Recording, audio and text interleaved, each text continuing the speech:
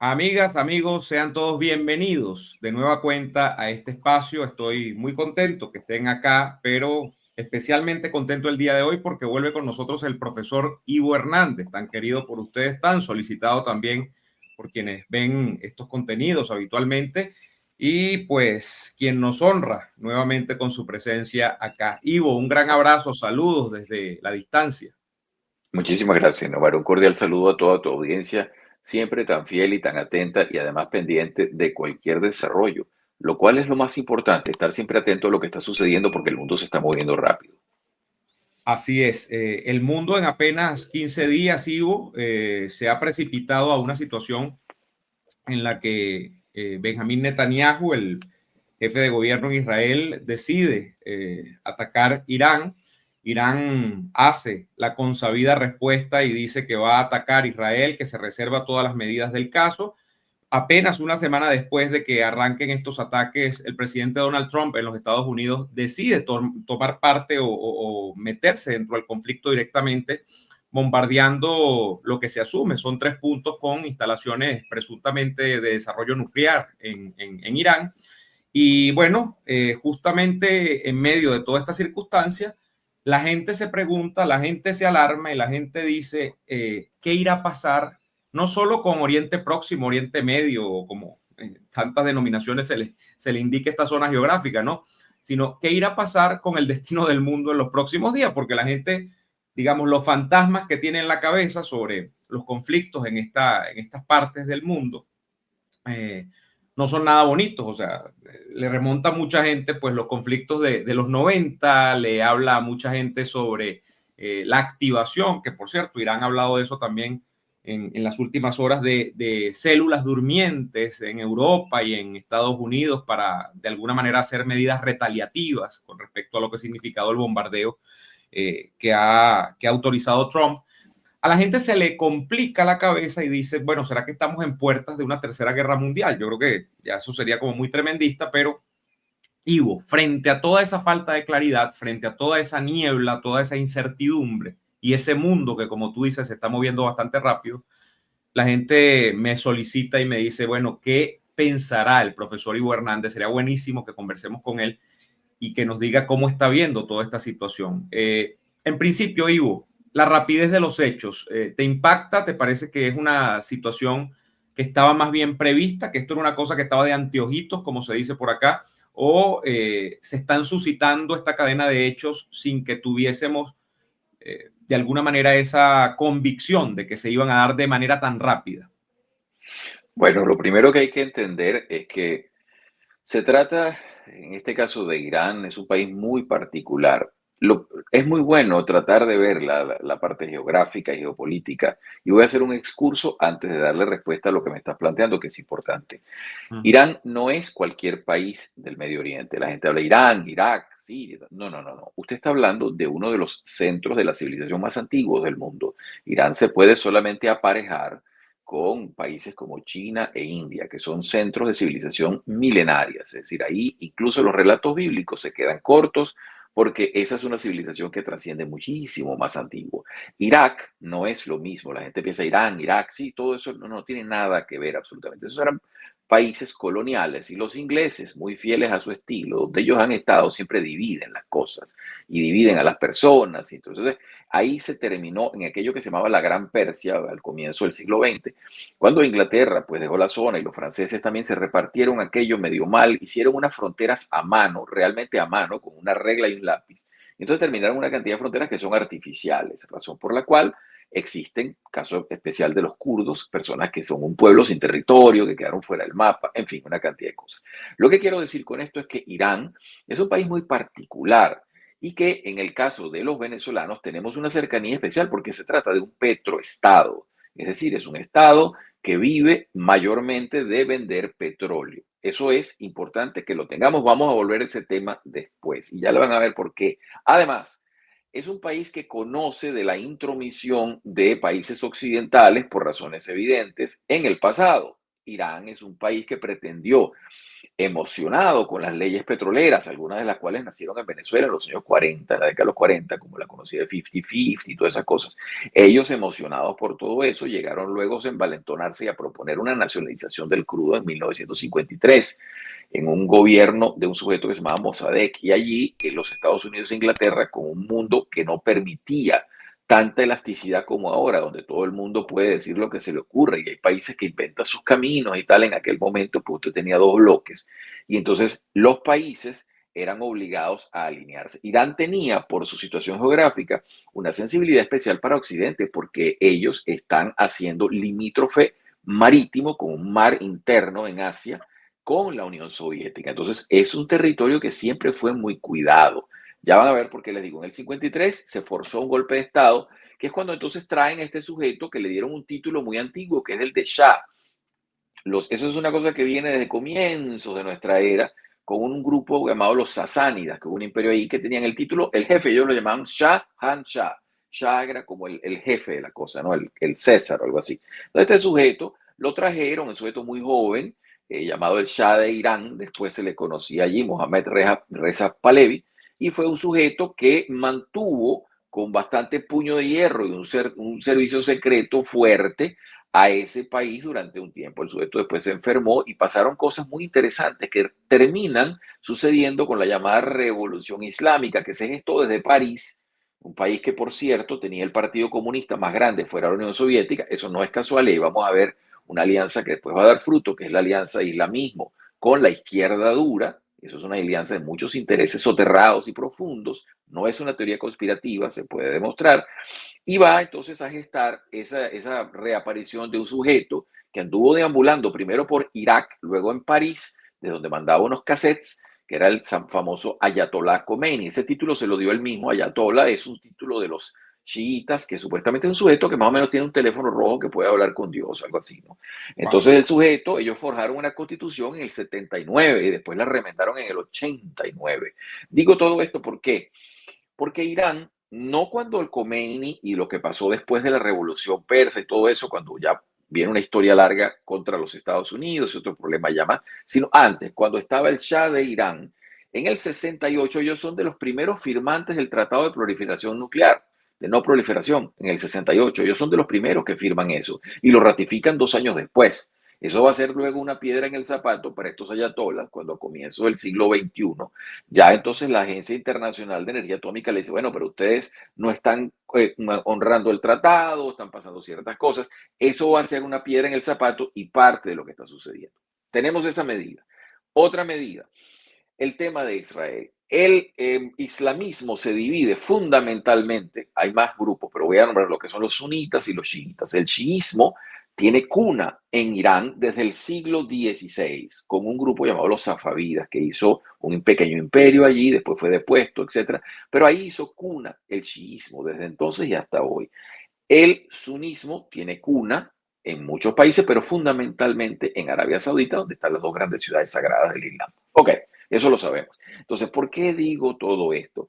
Porque el chiismo ha acentuado como su gran enemigo al Estado de Israel. Ellos lo llaman el enemigo sionista. Ellos le tienen una cantidad de remoquetes y tal. Y lo han hecho un punto y un eje de su accionar. ¿Qué sucede? Hay muchas cosas importantes que quiero decir aquí. Disculpe si si estoy tirando brochazo sobre eso, pero es que esta es una historia que es apasionante. Yo he tenido la oportunidad de dar cursos tanto de la lógica del terrorismo como de las ideas políticas en el Islam. Y ambas cosas aquí coinciden. Voy a tratar, insisto, de ser concreto. ¿Por qué les digo todo esto? Porque Irán es un estado que nunca ha invadido a nadie. Ellos no han movido sus ejércitos como sí lo hizo Irak. Saddam Hussein se fue a Kuwait y lo dominó. En 6, 7 horas dominó Kuwait. En fin, ese tipo de cosas. Movió tropas, pues. Ellos nunca han hecho eso. Sin embargo, Irán es el país que ha gestado un tejido de financiamiento al terrorismo mundial de una manera impresionante. Ellos tienen, y yo estaba viendo mis apuntes aquí, la gente conoce a Hezbollah y a Hamas, que son dos de los grupos que ellos han financiado directamente, pero está la famosa Yihad Islámica, están los hutíes, está un grupo que se llama Kataib Hezbollah, está el Asaib al-Aq, estos están en Irak, está el Harakat Nuyaba, están las brigadas Al-Ashtar, es por lo menos unos 10 o 12 reconocidos. Estos sujetos que han utilizado el dinero del crudo para financiar estas cosas. Son sujetos que desestabilizan países en la distancia. Entonces uno dice, bueno, realmente no han movido tropas, pero tienen liga con tropas paramilitares que ejercen terrorismo. Entonces, eso como una medida. Luego otra medida es que han venido desarrollando un plan nuclear. Eso se sabía. Usted se puede preguntar, bueno, un país que tiene tanto petróleo, ¿para qué necesita la energía nuclear? Porque, por ejemplo, un país como Francia está nuclearizado, pero es que Francia no tiene una gota de petróleo. Entonces, ellos simplemente sacan toda la energía nuclear para usar la electricidad. ¿Para qué los iraníes van a...? Entonces, bueno, ahí empiezan ya las dudas. Se sabe entonces la promesa que han hecho repetidamente algunos de estos sujetos de la eliminación del Estado de Israel. Eso lo han dicho muchas veces. Eso no es cuento de camino. Eso está escrito en la prensa y lo dicen cada tanto. Incluso dentro del país existe eso como una medida. Entonces, ¿qué sucede? Un pequeño alto allí y magnífica exposición, pero ¿por qué el empeño del régimen de los ayatolá en ir contra Israel y en ir por mampuesto contra, pues lo que podemos asumir, como tú llamas, en brochazos muy gordos, como Occidente, que pues tiene como punta de lanza quizá a Estados Unidos en este momento, pero también a la Unión Europea? O sea, ¿qué es lo que está detrás de todo esto? Una visión filosófica, una visión que tiene que ver más bien con un conflicto existencial, donde ellos piensan que van a ser aniquilados, o estamos hablando de una guerra de religiones. ¿De qué estamos hablando acá cuando Irán se planta y dice, yo tengo que enfilar contra Israel, yo tengo que enfilar contra los Estados Unidos, yo tengo que enfilar? O sea, ¿qué es lo que está realmente en el fondo acá? Bueno, eso es importantísimo, pero es difícil de responder. ¿Por qué el chiismo iraní ha acentuado tanto el antisemitismo como fórmula de supervivencia? Es realmente complejo de decir, pero sí lo han establecido como su antítesis funcional. Es decir, ese es el gran enemigo. Occidente ha sido para el Islam en general muchas veces decretado como enemigo. Recuerda que el Islam no tiene una figura central, ellos no tienen un papa. Ellos no tienen un señor especial, así que diga la autoridad, diga a todo el mundo esto. Hay algunos ulemas, hay algunos sujetos que por su prestigio tienen más o menos voz. En el chiismo sí existe esa figura del ayatollah, que es una figura que puede ser incluso temible porque él emite las llamadas fatuas, que son esas órdenes religiosas, y esas fatuas ustedes lo han visto con el caso de Salman Rushdie. Salman Rushdie publica un libro en 1989, creo, y el sujeto, Khomeini mismo dio la orden de que donde lo vieran lo mataran. Esa orden estuvo latente, ese hombre estuvo, bajo protección durante, y hace un par de años un sujeto con un cuchillo prácticamente lo aniquiló, le sacó un ojo, fue una cosa espantosa, ahí donde se puede ver. Entonces, ¿por qué ellos manifiestan ese antisemitismo o ese odio contra el Estado de Israel? Es particular, eso escapa incluso a mucho Islam suní, que son antisemitas en el sentido que ven una enemistad territorial, sobre todo, puede serse en algunos casos, pero no una enemistad esencial, que es lo que mantienen los ayatolás. Entonces, los ayatolás, repito, en sí mismos, son un tema particular. Ahora, no se puede decir que Irán sea toda en apoyo, esté toda en apoyo a estos sujetos. Eso no es así. Al contrario, estos sujetos mantienen una estructura muy particular. Ellos se llaman República Teocrática del Irán. ¿Qué quiere decir eso? Que ellos mantienen un estamento, como una especie de férula, en donde hay un parlamento y tienen un poder judicial y tienen un presidente que lo eligen allí. Ahora, encima de todo eso está una especie de consejo de sabios, que son estos sujetos ensabanados, ¿no? Con esas vestimentas particulares, y lo digo así con toda responsabilidad porque eso no es tampoco ningún traje tradicional iraní. No venga la gente a creer eso. Son cosas muy nuevas dentro de Irán. Irán es un país que tiene 7.000 años de cultura detrás. El Islam llegó hace 1.400 años y esta versión del Islam no tiene más de 300 o 400. Entonces tampoco es que la gente crea que esto siempre ha sido así, que ustedes andan con esas mujeres ensabanadas y todo eso no tiene nada que ver, y esos velos y esas cosas. Eso es una cosa que se ha impuesto recientemente en términos históricos para esas zonas tan antiguas, porque en Latinoamérica 400 años es como que ni siquiera existíamos, pero para que se entienda ese punto. Entonces, estos sujetos han manifestado esa esencia de ese anti-islamismo a través de esa teocracia, repito, como una férula que está por encima, con este consejo de sabios, y encima la figura primus inter pares del ayatolá.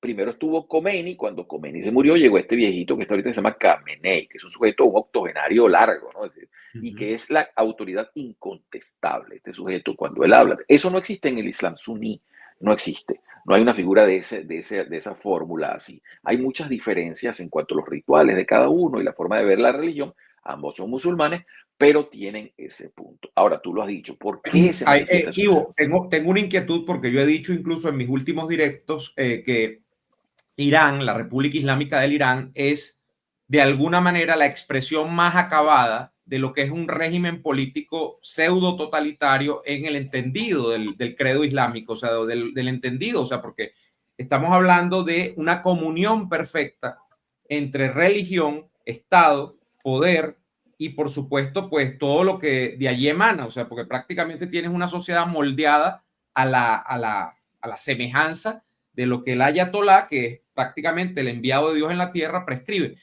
Yo no sé si hay un estado, si esto pasa en los Estados Unidos, por ejemplo, estoy pensando en Arabia Saudí o yo no sé si Kuwait, de los Emiratos, que son, creo que son suníes, ¿no? Sobre todo Arabia Saudí, si hay una expresión, podríamos decir, tan acabada del Islam. Yo creo que el sueño de todo, digamos, de todo musulmán extremista, porque esto hay que marcarlo también, está de alguna manera materializado en lo que es el Irán de hoy, ¿no? No hay algo más acabado que esa expresión. ¿O tú tienes algún país por ahí en el radar que veas que tiene una sociedad que haya llevado, digamos, más fielmente los principios del Islam?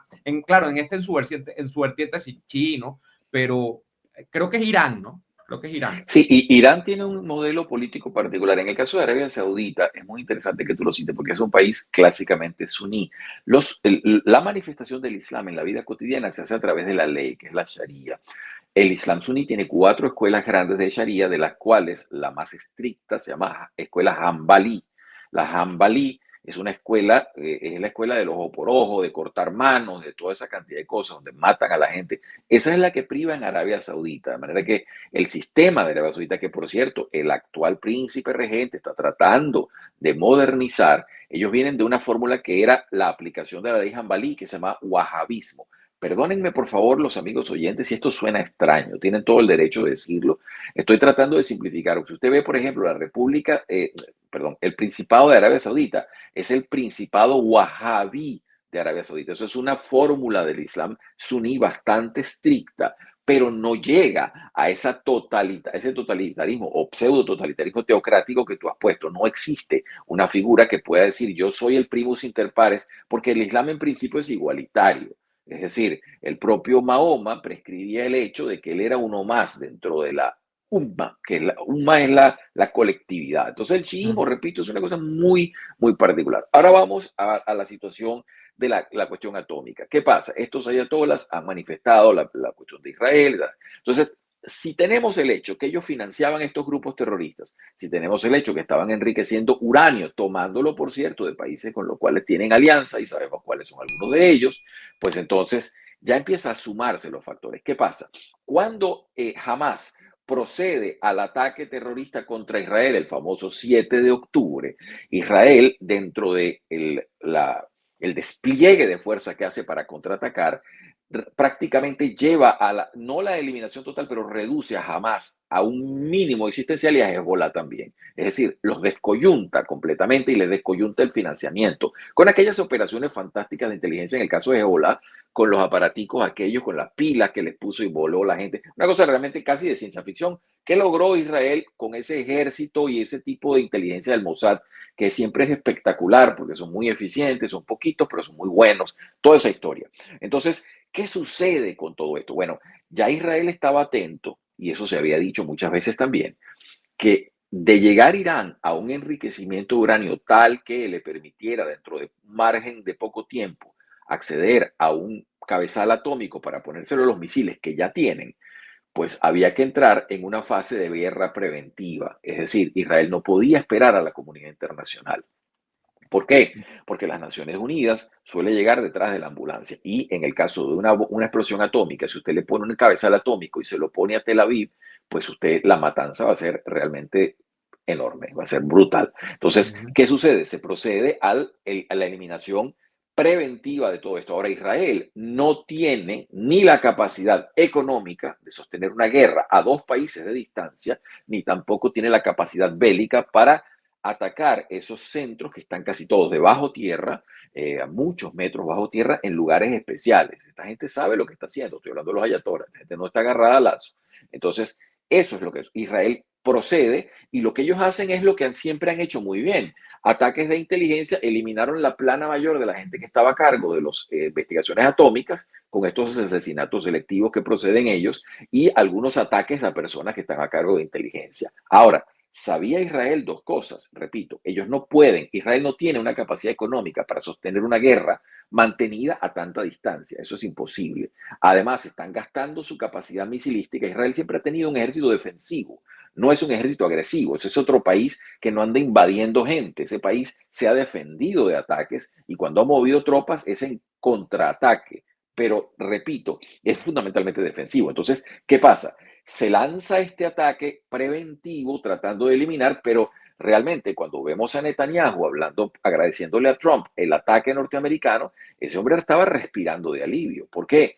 Porque Estados Unidos sí entró con una capacidad bélica muy superior, que no la tiene Israel, no la tiene nadie en estos momentos, de mandar 7 bombarderos B-2, es el avioncito ese El que parece de murciélago. ciencia ficción. Exacto, Sí. el murciélago. Y los mandaron con 2 bombas cada uno. Entonces mandaron estas bombas especiales antibúnker y eso va a llevar a la situación que estamos actualmente, unas bombas quirúrgicas que entran en esos sitios, destruyen la cosa, pero eso vuelve a poner el problema. Si esto no tiene una solución definitiva en un sentido o en otro, ese plan nuclear los ayatolas lo van a restablecer en 3 a 5 años, muy probablemente. Así que esto Eh, estamos nuevamente ante un problema que está vivo.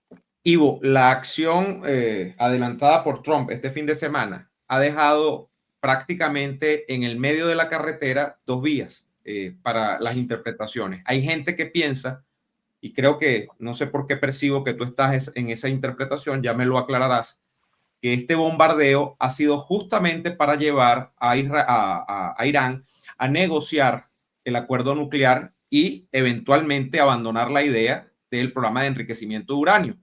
Pero hay gente que piensa que esto va más allá. De hecho, el propio Trump, que es una especie de mago de las palabras, porque un día dice una cosa y otro día bien puede decir otra, ha venido jugando con la idea, con el acrónimo este del MAGA y lo ha extrapolado al Make Iran Great Again. Entonces hay gente que está diciendo, no, Trump no está queriendo con estas acciones iniciar una especie de guerra persuasiva, de llevar a Irán a la mesa de negociación, como aclara el secretario de Estado Rubio, y dice, bueno, no, aquí la idea es acabar con el programa nuclear, no es acabar con Irán ni acabar con su régimen, no estamos buscando un cambio de régimen, pero Trump juega o palabrea un poco a propósito de un eventual cambio de régimen. Entonces hay gente que dice, wow, no, Trump lo que está es promoviendo la caída del régimen de los ayatolás. Incluso hay gente que aventura más opinión y dice, no, aquí lo que se está buscando es la restauración del antiguo régimen porque han sacado a pasear al, al príncipe supuestamente heredero, ¿no? Que es el hijo mayor que quedó del Shah derrocado en 1979. Que por cierto, tuvo una actitud, yo lo comentaba ayer, tuvo una actitud de las más venezolanas que yo he visto esta semana, ¿no? Porque el señor Shah, hijo del Shah, que no recuerdo dónde es que está exilado, sale en un video que difunden profusamente en redes sociales y le dice a los iraníes, váyanse para la calle, es hora, échenle piernas, tumben al régimen, o sea, desde lejos, ¿no? Es bien interesante la actitud del príncipe heredero, ¿no?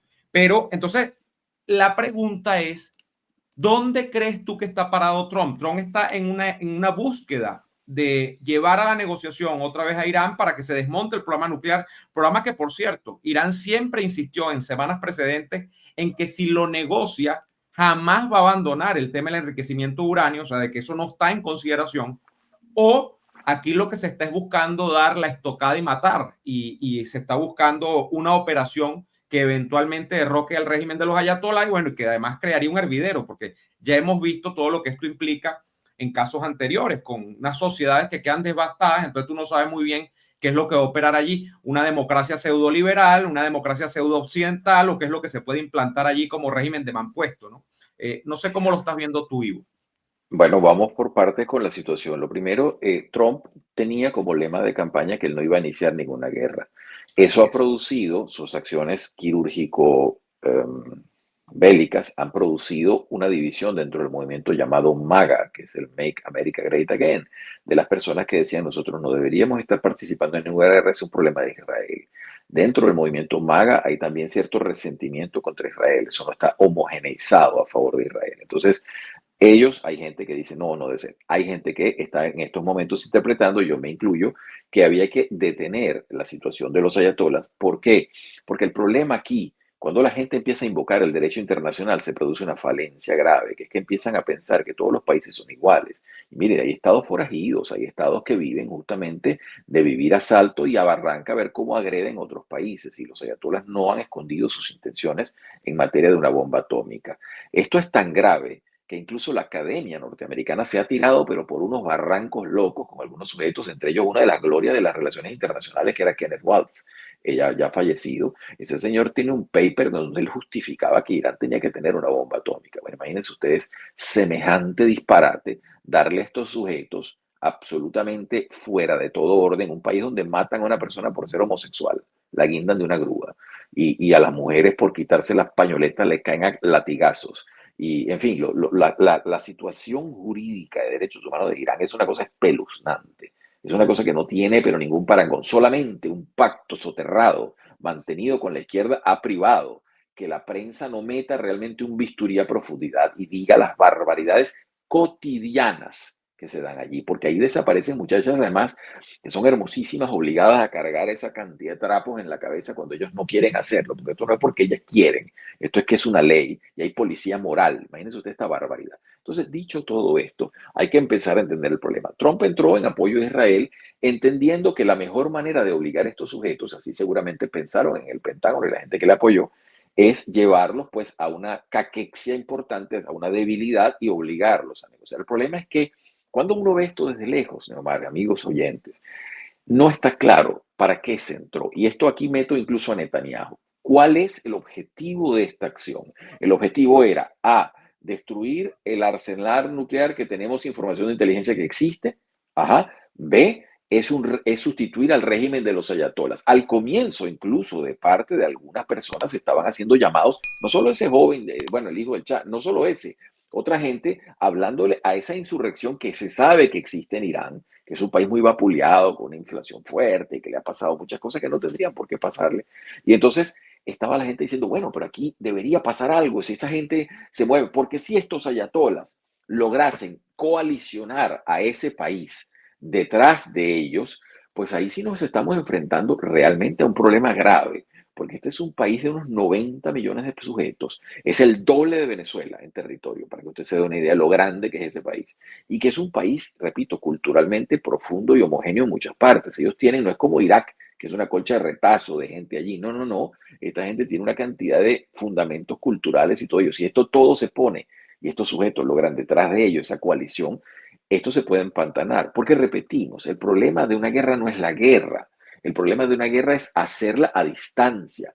Cuando Estados Unidos se enfrenta al problema de Vietnam, el problema no era Vietnam ni el Vietcong ni toda esa romantización tonta que han hecho los comunistas. No, el problema era mover tropas desde tantos kilómetros a la distancia. En el caso de Israel, repetimos, Israel tiene un ejército pequeño, muy funcional, es una sociedad espartana. Allí todo el mundo hace un servicio, excepto los religiosos, esto con los sombreros. Ahí todo el mundo hace un servicio militar muy fuerte y la gente tiene una noción de defensa del país muy grande, porque es una población que hace 80 años se vio en la puerta del exterminio. Entonces esa gente no juega con ese tema. Ahora bien, eso es una cosa, pero mantener una guerra a dos países de distancia es una cosa muy complicada. Ellos no tienen ni la capacidad económica, ni la capacidad aérea, ni la capacidad misilística para sostener eso, porque se pueden causar enormes daños al potencial de defensa del país. Entonces, repetimos, que Estados Unidos entre es así. Ahora, todo lo que pueda suceder, Neomar, amigos oyentes, está por verse. Aquí están las cartas sobre la mesa. El ministro de Exteriores de Irán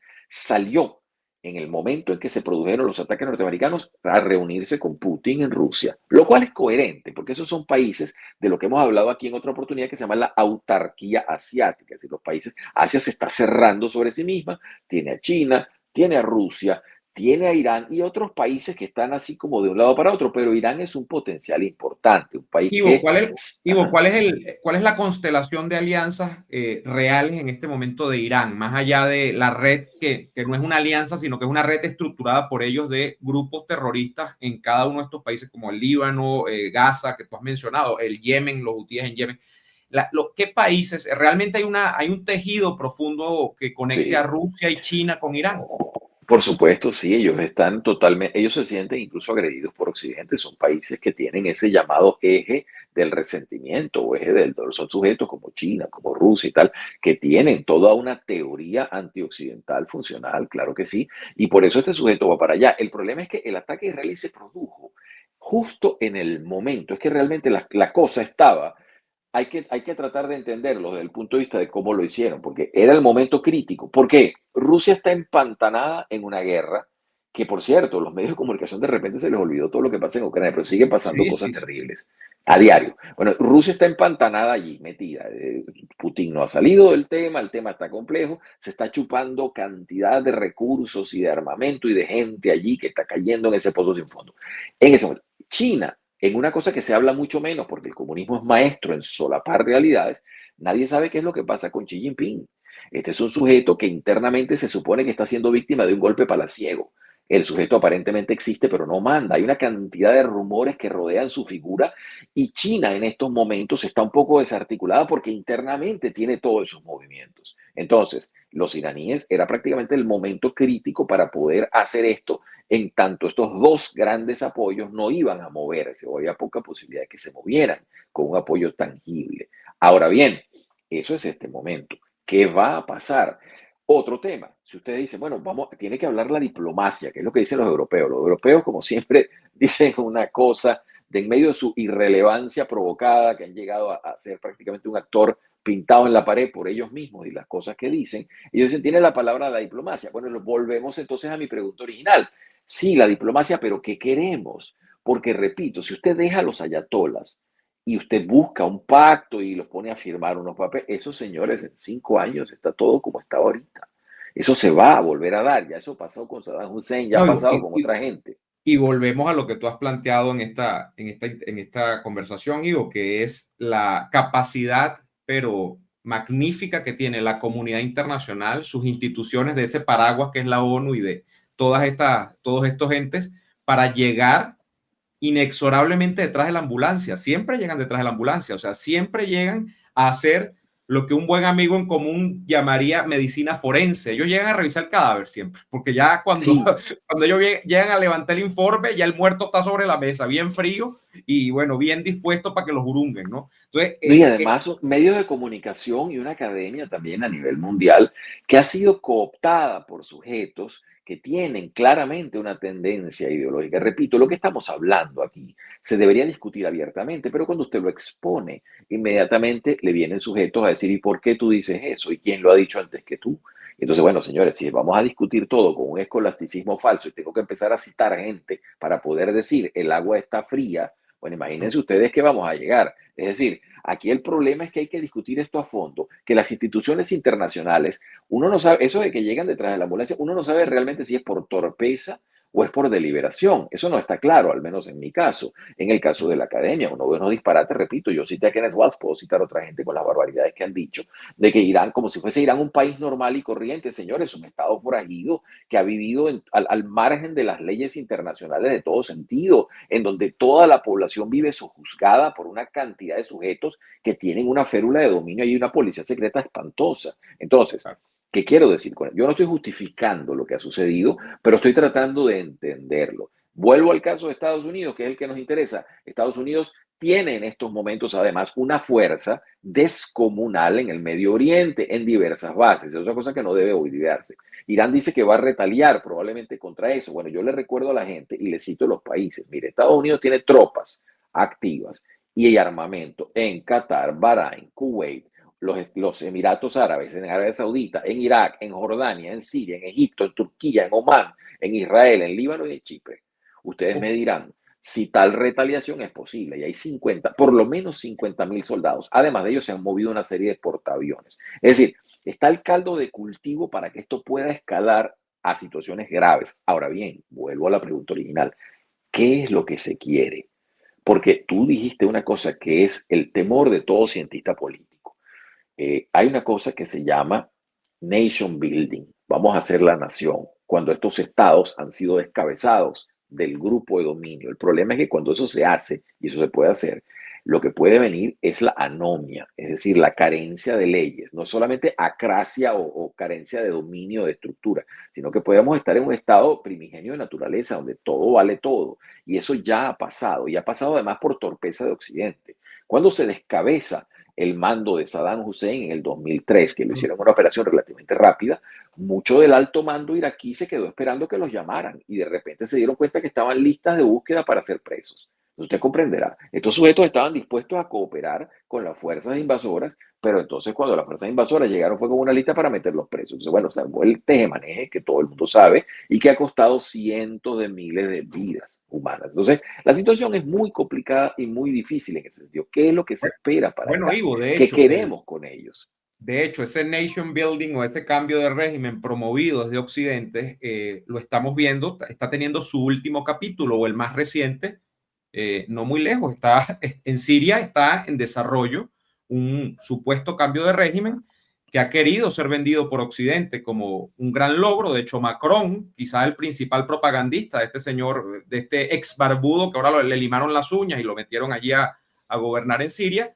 Ojo, a quien no quiero juzgar por adelantado, pero la cosa no ha sido ningún paraíso tampoco en Siria. Hay amplias denuncias en un país absolutamente mucho más complejo que Irán, lo decía yo en estos días también, por el tema de la composición étnica que hay dentro de él, porque Irán quizás es un poco más homogéneo en ese sentido, pero es que en Siria conviven cristianos con distintas sectas musulmanes, o sea, estamos hablando, y además hay drusos también. Está una cantidad de cosas que tú no sabes muy bien cómo amalgamarlas y que en el caso de ese país se han hecho denuncias, por ejemplo, de matanzas colectivas de cristianos, se está hablando de el maltrato a los drusos, se está hablando de una cantidad de cosas, ¿no? Entonces no es tan fácil como mucha gente podría pensar. Ivo, yo quiero aprovechar que tú estás, y no sé por qué este programa ha sido accidentado para grabarlo, tenemos que ser sinceros con la audiencia, no sé cómo está tu tiempo, pero yo no podría dejarte ir hoy, Ivo, sin que tú me cuentes algo que ya estabas avanzando en una de las cosas que estabas diciendo, que era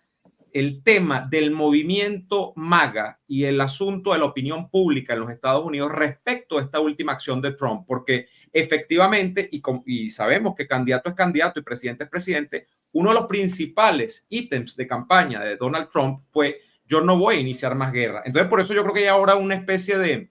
esto me recuerda mucho a José Vicente Rangel, ¿no? Que decía, no, el presidente lo que quiso decir fue, yo veo al secretario Rubio y lo veo diciendo, no, aquí no se está haciendo ningún cambio de régimen ni se está promoviendo ninguna guerra. Aquí lo que se está yendo es contra el tema de no negociar el programa nuclear, que está empeñado Irán en eso, y tenemos que devolverlo a la mesa de negociación. Pero ¿cuál es realmente, Ivo, tú que estás en los Estados Unidos, el clima de opinión sobre estas últimas acciones de Trump? ¿Lo recrimina la base realmente? ¿Hay un problema profundo dentro del movimiento MAGA? Porque es un movimiento que en teoría amplios componentes del mismo dicen que no hay que ocuparse ni destinar recursos en nada que no tenga que ver con estrictamente el territorio de los Estados Unidos de América. ¿Qué está pasando allí? O sea, ¿Trump se está metiendo en el ojo del huracán con esto o mayoritariamente hay gente que apoya esta movida de fin de semana? Bueno, el movimiento MAGA sí, como tú lo has dicho, sí se ha visto en cierta forma fracturado. Ahora bien, uno puede todavía, a estas alturas, mientras estamos discutiendo esto y no han pasado acciones mayores, uno puede todavía argumentar que lo que Estados Unidos hizo no fue precisamente una acción de guerra, sino una acción preventiva para forzar la paz, es decir, para llevar a estos sujetos a negociar. Todavía se puede argumentar eso, aunque pueda parecer distante y algunas personas procedan con su lenguaje alto a insultar en las redes sociales y tal. Uno le puede decir, mire, lo que ha pasado es que estos sujetos estaban planeando una gran guerra para el Medio Oriente y se les ha al menos disuadido temporalmente. Eso todavía lo podemos decir. Entonces, Trump todavía le puede vender eso a su electorado. A los sujetos más cabeza caliente están diciendo, no, nosotros no vamos a estar, nosotros, repito, con un anti-israelismo. Yo estoy mucho más cerca de la opinión que ha dicho el canciller alemán, quien en un rapto de sinceridad creo que se le salió a decir, Israel está haciendo el trabajo sucio para mucha gente, porque que un país como Irán y esos ayatolas, que para mí son sujetos cuya cordura yo pongo muchas veces en remojo, tengan una capacidad nuclear, eso es un problema para Occidente completo. Hay que dejarse del infantilismo aquí de que todos somos iguales y que todos los países quieren el bondad. No, señores, hay países que tienen la destrucción de otros países en mente y están trabajando día y noche por hacerlo. Entonces, uno tiene el deber de resguardarse y sobre todo mantener lo que Occidente ha tenido como sus grandes banderas, que son el Estado de Derecho, los derechos humanos y todas esas cosas por las cuales nosotros hemos pagado muchísima sangre, porque esto no nos vino del cielo, esto no es una cosa que se da en la naturaleza. ¿Ok? Entonces lo tenemos y hay que custodiarlo. Y si estos sujetos no lo entienden, pues habrá que hacérselos entender, porque la fuerza de la democracia es precisamente eso, que se han conquistado cosas, pero no se le van a regalar a los demás para que vengan a dilapidarlas. Es una cosa importante. Entonces, en resumen, sí hay fracturas, sí la ha habido, igual que la hubo también cuando Elon Musk se puso a limpiar las cañerías de la burocracia. Por supuesto, igual con lo de USAID, ahí esas son piñatas donde mucha gente agarraba plata y por supuesto hay sujetos que estaban acostumbrados a su beca, pues ya lo hemos hablado aquí en otras oportunidades, y cuando usted se las quita, contentos no se van a poner. Sin embargo, todavía se puede argumentar que Estados Unidos se está forzando. Vamos a ver ahora qué es lo que sucede, porque estamos ante una disyuntiva. ¿Qué viene ahora? Diplomacia, ajá, ¿y qué queremos con esa diplomacia? ¿Queremos salir con un par de tratados firmados y todo el mundo va otra vez a los negocios de siempre? ¿Queremos remover a los ayatolas y se van a mover fuerzas insurreccionales? Aquí nadie se asuste, por favor, y nadie empiece a pensar como que Estados Unidos y el imperialismo, por favor, no. ¿Okay? Aquí estamos simplemente hablando de una cuestión absolutamente necesaria. ¿Cuál es? Un régimen criminal que ha forzado el crimen en muchas partes, considerar si se debe apoyar a una oposición que pudiera traer la democracia. El comunismo lo hizo cuando la Unión Soviética lo hacían en muchísimos países y metían armas y metían un montón de cosas. Aquí no se está hablando de eso, aquí se está hablando de cuáles son los objetivos. Van entonces a tratar de forzar que los ayatolas dejen el poder para que todo esto cambie y de una manera definitiva, o simplemente vamos a salir con unos tratados firmados aquí y va a decir, bueno, eso fue lo que se logró. Y repito, en 3 a 5 años es muy probable que esto vuelva a ser algo como está en estos momentos, porque están las condiciones dadas y no se ha logrado nada. Además, está la alianza con Rusia, está la alianza con China, y bueno, hay estados todavía que están más pobres y todo eso, que tienen una cantidad de recursos atómicos como Pakistán y todo eso, con los cuales hay límite geográfico y todo eso. Ivo, la pregunta final, abusando de tu tiempo. La retaliación de Irán hacia Israel y esta amenaza hacia Estados Unidos. ¿Cuáles son las acciones reales que puede emprender el régimen de Teherán para hacer una especie de contrapartida a todo lo que le ha venido ocurriendo estas 2 semanas? Y lo digo porque no es que no se hayan quedado quieticos y tranquilos, ¿no? Porque sí, han emprendido ataques contra Israel. Hemos visto los videos de Tel Aviv y otras zonas de Israel, pero realmente con este escudo que tiene Israel, la capacidad de incidencia de esos ataques vía drones, vía estos proyectiles que envían, ha sido muy limitada. ¿Hay alguna acción real que puede ejercer Teherán en estos momentos para generar un impacto en la línea de flotación de Estados Unidos y de Israel, es decir, de Occidente, en términos cabalmente entendidos? Se habla, por Sí ejemplo, del hay, tema del sí. estrecho de Hormuz, el tema petrolero, bloquear el tema petrolero y que esto se vuelva una Sí, catástrofe desde el pero punto de vista de los mercados. ¿Qué piensas tú de ese, eso? ese tema de Hormuz, ya vamos a ir. Pero primero, sobre Israel, la capacidad defensiva de Israel es realmente impresionante. Ese es un país, repito, espartano. Es una sociedad donde la gente está preparada para los ataques. Es una gente muy, muy disciplinada en ese sentido. Tienen un ejército pequeño, pero muy poderoso, muy funcional, sobre todo, insisto, en términos defensivos. Ese escudo, por supuesto, les ha fallado. La cantidad de misiles que han lanzado los iraníes es considerable. Siempre se escapa un rolling al shore con el problema que hay, que bueno, explota el misil y mata gente. Pues eso ha sucedido y sin embargo la gente allá está muy coalicionada en tanto a que dicen, bueno, si no hacíamos esto, lo que venía no eran misiles, lo que venía era la bomba atómica, pues lo que podía venir. Entonces, esa mentalidad está clara. Ahora, de parte de Irán, ¿qué puede venir todavía? Todavía no se sabe si esa red terrorista que ellos han financiado, durante parte de la cual está muy golpeada, los hutíes, los Hezbollah, Hamas están golpeados, pero hay otros movimientos si va a ser. Y sobre todo si la alianza con los movimientos de ultraizquierda que ellos han financiado. Ellos han financiado partidos políticos en España, ellos han financiado partidos políticos en Europa, ellos han financiado gente en Latinoamérica. Esto no es secreto, esto ha sucedido. Sí, de alguna manera vamos a ver algún tipo de retaliación. Sin embargo, mi impresión personal con este tipo de sujetos que se mueven al margen de la ley es que ellos no, estos grupos criminales, estos grupos así, no tienen una consistencia ideológica muy fuerte. Probablemente los ayatolas y esos grupos de religiosos entre ellos la tengan de alguna manera, pero los esbirros y las personas que trabajan con ellos practican aquella filosofía venezolana de que el pescuezo no retoña. Es decir, si ellos ven que Occidente se pone serio y que viene con una idea clara de cambio de régimen, probablemente sean ellos mismos quienes descabecen a estos sujetos y los saquen del poder. Entonces, todo eso hay que verlo, porque esto no son democracias, esto no lo eligió nadie, esto no tiene a nadie detrás apoyándolo, esto lo que tiene es un montón de gente atemorizada porque tienen una policía secreta muy eficiente que, como conocemos, pues se basa en la delación. Fulano delata a fulano, fulano delata al otro, y entonces termina preso o lo matan o lo desaparecen, que es lo que este tipo de regímenes suele hacer. Ahora, ese tipo de sociedades puede presionarse, pero llega un momento que es el punto de quiebre cuando la gente puede perder el miedo. Y no hay cosas que le tengan más terror los malvados que ese momento. El momento cuando la gente dice, bueno, señores, si esto es lo que va a suceder, mejor es que suceda. O como decía una gaita hace muchos años, para morir de este modo, para vivir de este modo, mejor morir de repente. Cuando la gente llega a esa especie, colectivamente, a esa racionalización, este tipo de regímenes como los ayatolas pueden verse realmente en una situación difícil. ¿Puede Occidente forzar eso? ¿Puede mover ese sentimiento?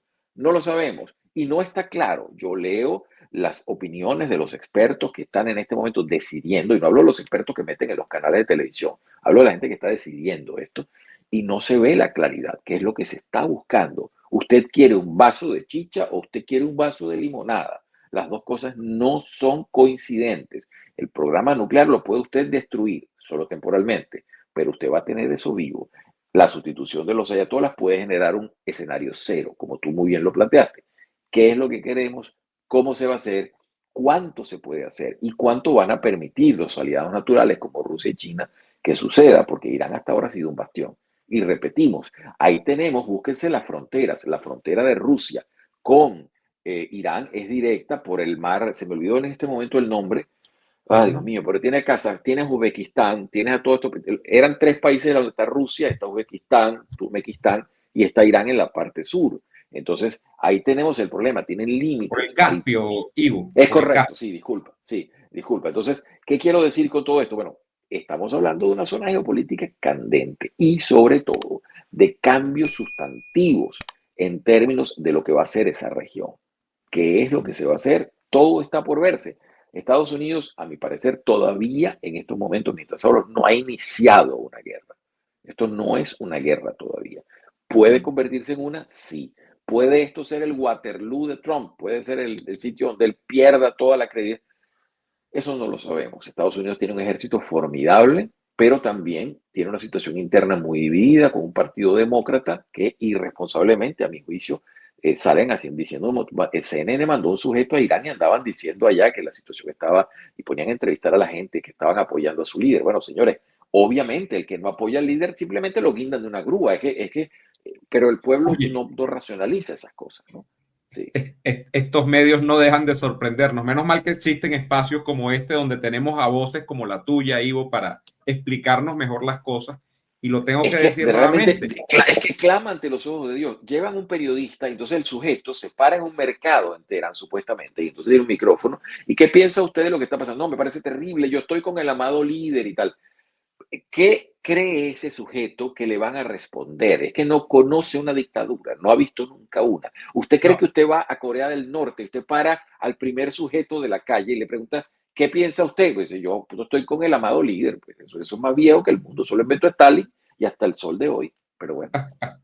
bueno, para sorpresa de nadie, Ivo, ha sido nuevamente un rato enriquecedor en el que nos has aclarado muchas cosas y desde luego te agradezco muchísimo por ello, como siempre. Ha sido un verdadero placer tenerte acá de vuelta explicándonos este conflicto y bueno, trayéndonos más elementos para el análisis. Amigos, las interpretaciones son de ustedes. Ustedes ya han visto pues toda la cantidad de argumentos expuestos por nuestro invitado el día de hoy acá.